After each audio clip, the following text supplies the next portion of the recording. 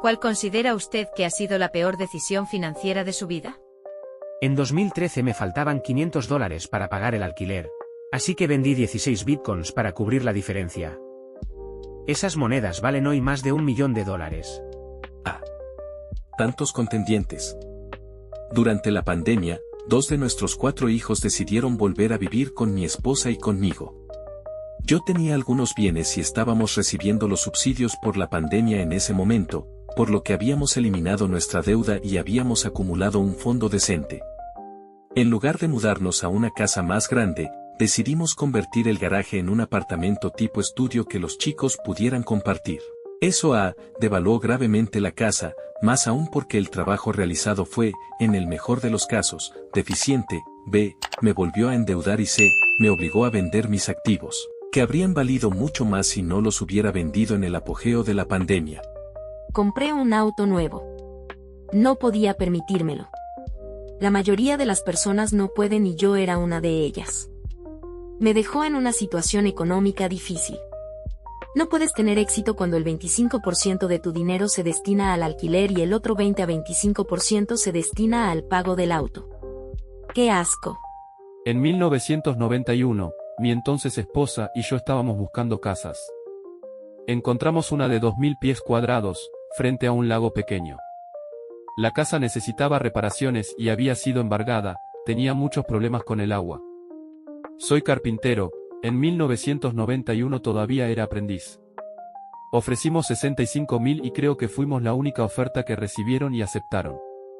A ella le preocupaba que no pudiéramos pagarla, creo que ganaba unos $13 la hora en ese momento. Así que pedimos que nos devolvieran el depósito de garantía y con gusto nos lo devolvieron y la vendieron ese día por 90.000. Reparada la casa habría costado 200 en ese entonces y probablemente 500.000 hoy.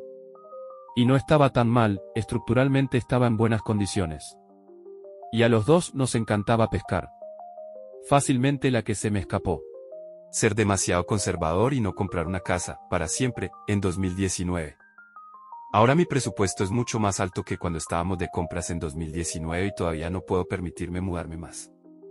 Aprendí que no se puede envejecer en una casa sin atención primaria y que vivir cerca de un buen hospital está muy subestimado. Aún no estoy cerca de la edad de jubilación, pero los problemas de salud pueden sorprenderte incluso cuando eres joven. Matrimonio. O de hecho, el divorcio resultante, iniciado por mi esposa debido a una cuestión psicológica de encontrarse a uno mismo.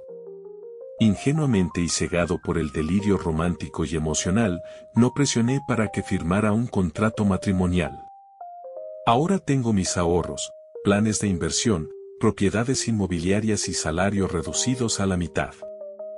A pesar de mi desempeño exitoso, descubrí que la confianza de darle el control total de mis cuentas no salió bien.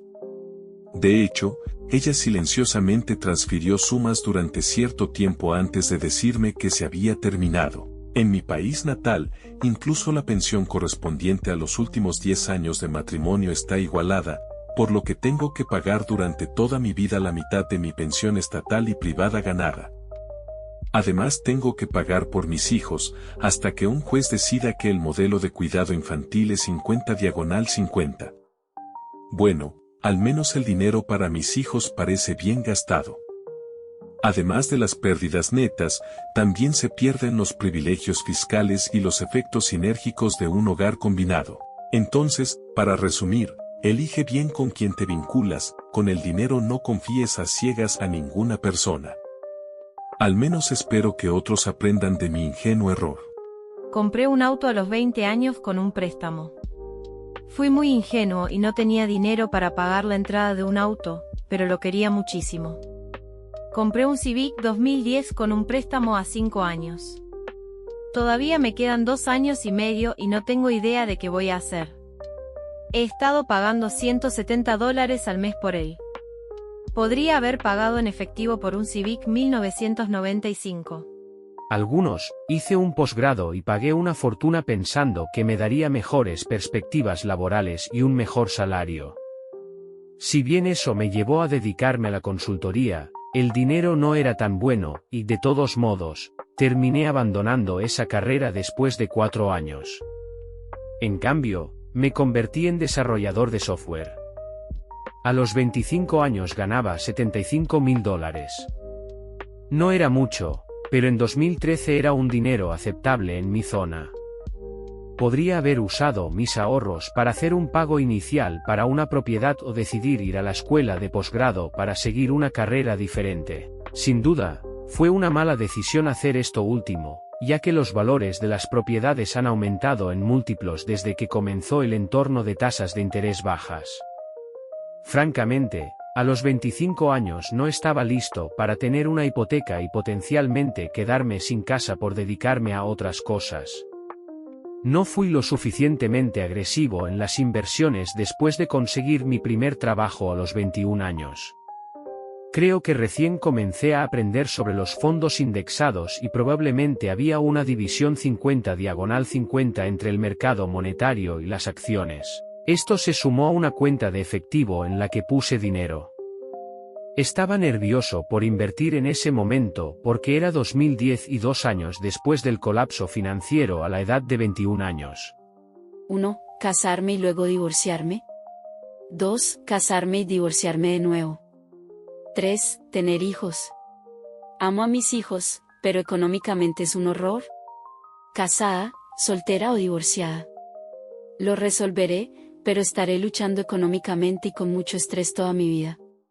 Y la jubilación es un concepto ridículo. Con suerte, podré vivir en el sótano de uno de mis hijos. Tenía 20 y pocos años y me estaba mudando al otro lado del país. Tenía la mayoría de mis ahorros, unos $2.000, en un sobre por alguna extraña razón. Supongo que porque iba a cambiar de banco a cooperativa de crédito en el nuevo estado al que me iba a mudar. En algún punto del camino, me detuve en una gasolinera, pagué la gasolina en efectivo y conduje 100 millas antes de darme cuenta de que había dejado el sobre en el mostrador de la gasolinera. Realmente espero que el empleado de la gasolinera lo necesitara de verdad, para que al menos le sirviera a alguien. Mucho tiempo después, hice una apuesta con alguien sobre el resultado de un libro. Perdí la apuesta y procedí a transferir un Bitcoin a un desconocido por internet. Esto ocurrió cuando el precio del Bitcoin rondaba los $6.000. En aquel momento, ambos contratiempos me parecieron muy importantes. El primero porque $2.000 eran casi todos mis ahorros en ese momento, el segundo porque me sentí muy estúpido por haber apostado una cantidad tan grande en línea, dado que nunca había apostado antes ni después. Pero ninguno de ellos fue una inversión tan grande como mi último coche o la casa que estoy a punto de comprar. Al final, incluso estos grandes contratiempos han tenido muy poco que ver con lo que tengo económicamente hoy. Esto ha sido todo por hoy, gente. Muchas gracias por ver el vídeo.